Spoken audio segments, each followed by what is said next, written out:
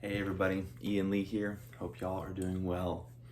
In this episode, I wanted to talk about keeping a practice journal.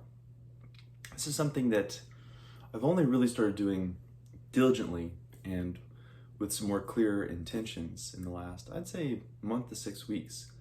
And it's been pretty transformative, I feel. And so, of course, things like this, habits like this, only reveal themselves more and deepen themselves the more we do them. So what will it be like when I'm keeping a practice journal in 5 years? You know, these things are kind of like relationships we have to develop and engage in. And of course, the more we do engage in them and develop them, the more return, the more we give, the more we get.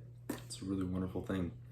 And I just wanted to talk about the little bit of experience that I've had so far. And I'm sure I'll discuss it more in the future as I kind of unveil more positive parts of this process of keeping a practice journal. I recently found this cool little book. Artist's Loft is the company. I got it from like a local art store here in Central Texas. You can order this on Amazon, I'm sure, or something similar to it. I actually just ordered a bullet journal as well because I'm interested in utilizing that potentially for practice. So I'm just, we have to be willing to experiment with so many things. It really opens up the doors if we treat things like an experiment, kind of like, well, I've got this hypothesis, I want to try it out. And then we can see where that leads and make changes from there. But I've had some really good stuff come out of this. Like one good example, and this isn't quite a practice thing, but something that I've been really thinking about in general with keeping a practice journal is asking questions. So maybe I do an exercise, or I do, a new scale, or I have a new idea, or whatever it is, and I ask questions about that. Or maybe I record myself and listen back to my performance. That's been really helpful. That's something that's not easy, I know, for a lot of us to do. It's not always easy to listen back to yourself, but it's a really positive thing if you know how to do it. And part of it is just to ask questions about the performance, and not to go into negative talk like, oh, why did I suck there, or whatever. There are certain questions we can use and ask, and I will maybe get into those questions in this video, but probably in another video, because there's these two particular questions around that have really, they've been life-changing for me, to be honest. And I didn't come up with them.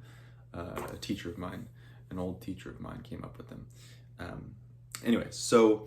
But asking questions. So for example, the other day I was looking through my journal and I asked, what did I learn from my students today? So I teach private music lessons, and that felt like such an empowering question to ask, because it reminds me that there's a lot of learning happening. It's not just me bestowing the information.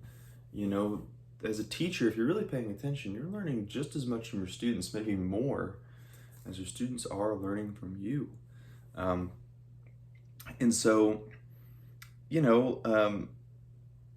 I had a fiddle student, and I was helping him come up with some of his own scale exercises. And I was like, oh yeah, you can do this kind of thing when you're coming up with your own exercises and your own ideas around scales. And so my students, by the nature of their own questions, reminded me of things I could do. So keeping a practice journal like that doesn't just have to be, what did I practice today? Bullet point, I did a scale. It can be like little things like that. Get creative with it.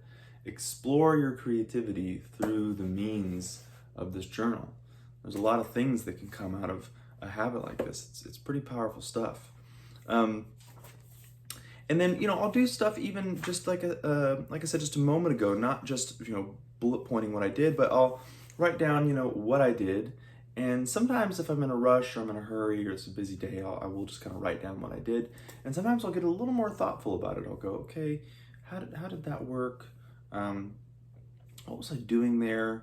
Did I notice any tension in my body? That's a big one, I think, to ask for us players. I mean, it's, we often don't think about the way our body feels when we're playing, but it's important, I think, to be aware, like, was I tense?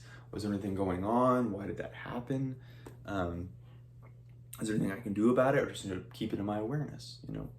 Little things like that. Do you come up with a new idea on the spot? That's cool to think about. Sometimes we can move so quick in life that it's easy to forget the things we're working on.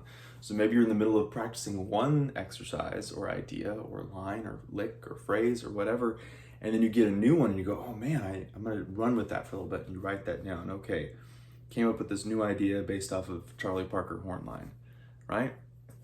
There's some really cool things that we can use these journals for. And you can look back at it, you can not look back at it. It can just be a way just to get these things onto the paper. You know, I'm a big proponent of journaling in general.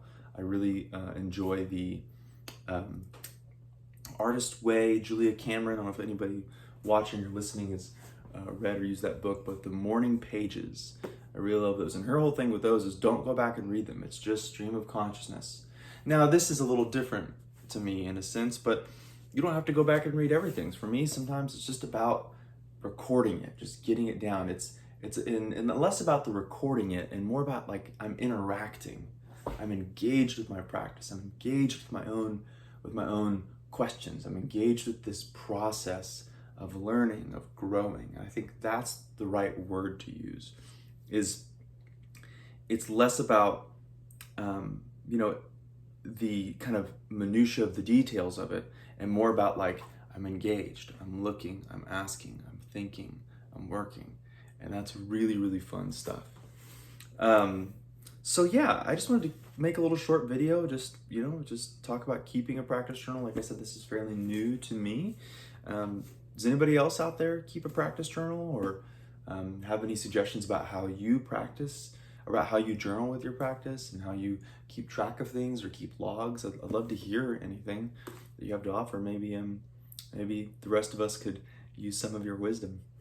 All right, thank you very much for watching and listening. Don't forget to subscribe, like, comment, share, and we'll talk soon.